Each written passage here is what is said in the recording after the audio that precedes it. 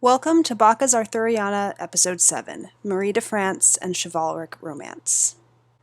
We don't know much about Marie, but what we do know is that she was writing in the mid-12th century.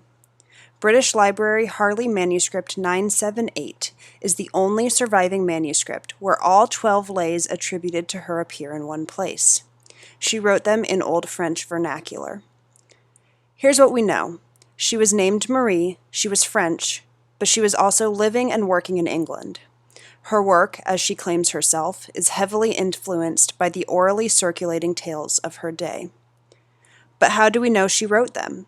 Well, assigning a female authorship can be really tricky, because the practice of women using their own names to claim their work was virtually impossible.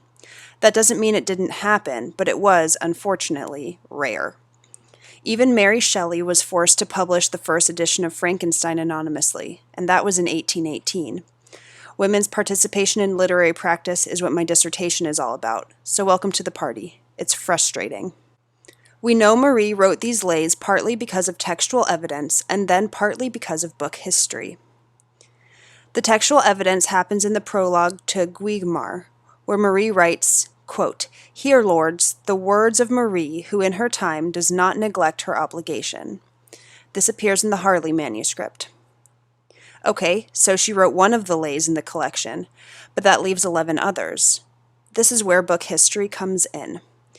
I'll point out a couple of particularly compelling pieces of evidence in favor of her authorship, though people have built their whole careers on her work, so don't take this as the only evidence that exists.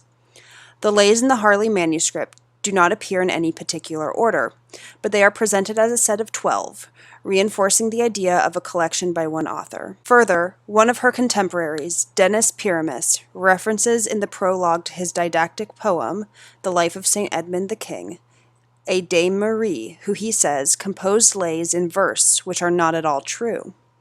And finally, the Harley manuscript also contains some fables written by Marie. Here she says, quote, "At the close of this text, which I have written and composed in French, I shall name myself for posterity. My name is Marie, and I come from France."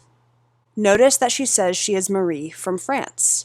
This is where her modern name comes from, as we don't actually know who she was. The French expression, par remembrance, or for posterity, is one found in the prologue to the Lays, the prologue to Equitan, and the epilogue to Biscleret. This pattern reinforces the claim that the writer of the fables, Marie, also wrote the lays. Now, there is no absolute proof that Marie wrote all 12 of the lays, but I support the argument that she did. One last thing about Marie. Her lay, Biscleret, is the very first werewolf story. Now on to the lays themselves. They span from 118 lines to 1,184 lines. Here's the creative process behind the lays. In real life, an aventure occurs. That is an obsolete form of the word adventure, but it doesn't just mean adventure. It also means accident or chance, so it implies that the special event was unexpected but also apparently preordained. So this thing happens, and then it gets recounted. Eventually it becomes known. The next step is that the Bretons compose a lay about the aventure, being a short lyrical composition sung to the accompaniment of an instrument such as a harp.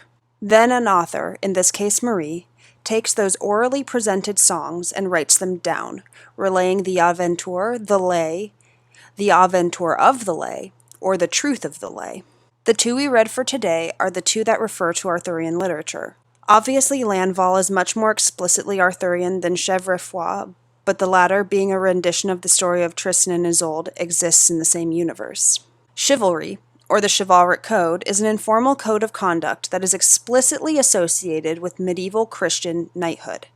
Knightly, and by extension gentlemanly, behavior was governed by this social code that combines war ethos, knightly piety, and courtly manner to establish honor and nobility.